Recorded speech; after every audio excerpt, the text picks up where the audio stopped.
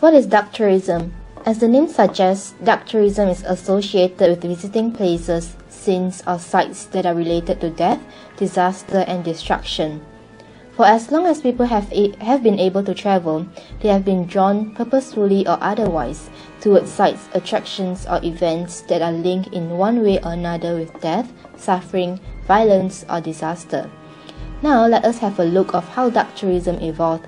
As seen in the slide, it started with pilgrim of religious martyrdom, where dead people are transported to holy places such as churches, followed by the Egyptian in 2610 BC, who built the pyramids to place their kings and treasures for after-death purposes. In 1600 BC, the Romans' gladiator games, where people travel from other districts, states, and continents into the town purposefully to watch the games. It is then followed by the medieval in 600 BC, where people will travel into town gathering to watch the executions that is happening in a particular town. In 1860 AD, people traveled to Paris for the guided mock tour to see the tools and equipment doctors use to solve the mysteries of life and death as well as corpses.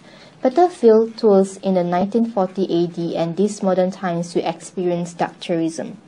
Understanding how dark tourism came about, let us now have a look at different categories of dark tourism.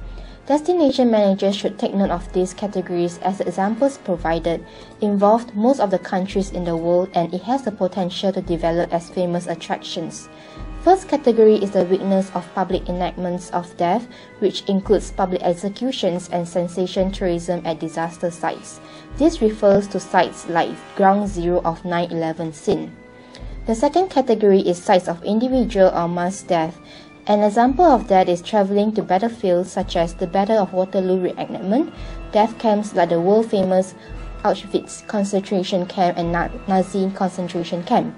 Some other examples are sites of genocides, death of celebrities such as Lady Diana and Elvis Presley, publicized murders, and last but not least, traveling to infamous murder scenes such as the case of Colin Ferguson in the Long Island Railroad or Sweeney Todd of Fleet Street. The third category is memorials or interment sites. Examples are as shown below, traveling to world's famous graveyards and cenotaph.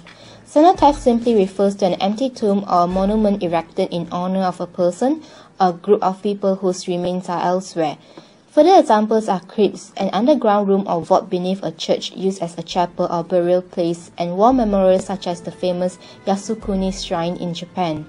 The fourth category is evidence or symbolic representations of death at unconnected sites such as museums, containing weapons of death, and exhibitions that reconstruct specific events or activities like the British Museum. The last category is the reenactments or simulations of death, such as plays or religious-themed festivals. The Festivals of the Dead in Salem indicates guests to step through the veil into a realm where spirits await, and it explores death's mystery through events that investigate the favored and forbidden ways in which people have honored, celebrated, and secretly delved into life's inevitable destination. The second example is the reenactment of famous battles like the Waterloo Battle. The next section recorded a video on the simulations of death, the Egyptian in the Book of the Dead exhibition at British Museum.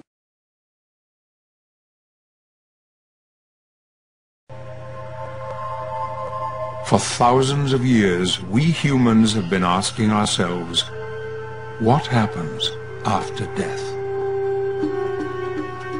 The ancient Egyptians believed they had the answer.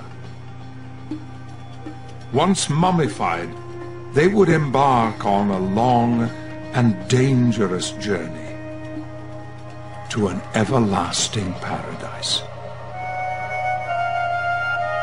But to get there, they needed a guide with magic spells. The Book of the Dead.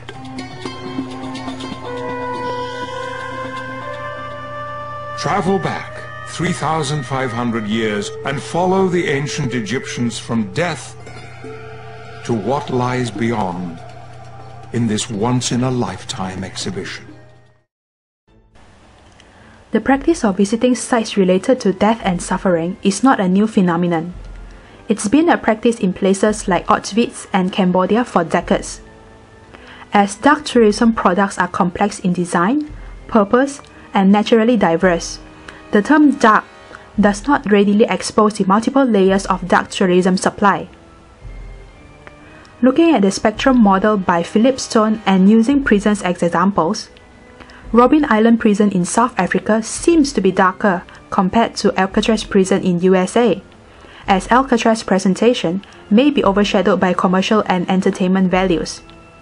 So, considering ideas that some sites may offer a darker product and experience, what are the types of dark tourism supplies? These are entertainment-based products focusing on macabre, fictional, and the less authentic. For example, the Dracula Park in Transylvania. These sites are perhaps more serious and possess a darker edge. They usually reflect education and potential learning opportunities. Here, you can see the Body Worlds exhibition by the Institute of Plastination. These are sites or attractions which showcase bygone justice codes to the present-day consumer. For example, the London Dungeons or the Galleries of Justice in Nottingham. Cemeteries or grave sites promote romantic and Gothic architecture as well as sculpture. Ghost tours and celebrity grave tours come under this category. These are sites of remembrance and respect for the deceased.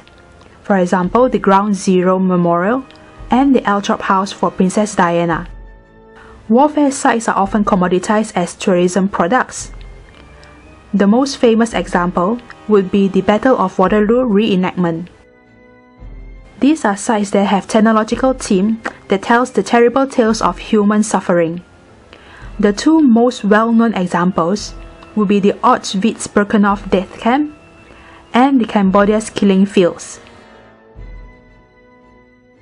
Given the interpretation of dark sites, why do people still visit them? They may want to gain experience or to satisfy their fascination with the abnormal and bizarre. They may want to share the experience of celebration, remembrance, or mourning through the place. It may be for self-integration, being at a broader context where death has occurred, or as a social status classification from visiting these dark sites.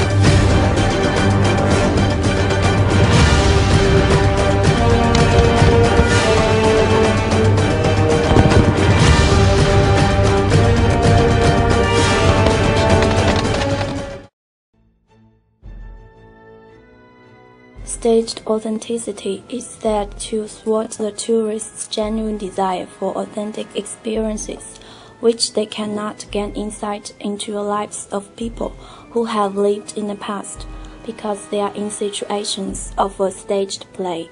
An example will be the Sherlock Holmes Museum, which is a fictional attraction staged to suit tourists. The quality of dark tourism is enhanced by authenticity. However, the authenticity of dark sites may be staged and distorted to suit the needs of the guests and their hosts. An example will be Salem, Massachusetts. The difference can be seen in two videos shown later. When traveling, tourists generally will believe what they are being told. Thus, interpretation of dark sites should commemorate in a manner which recognizes and responds to the emotions of the community and potential visitors.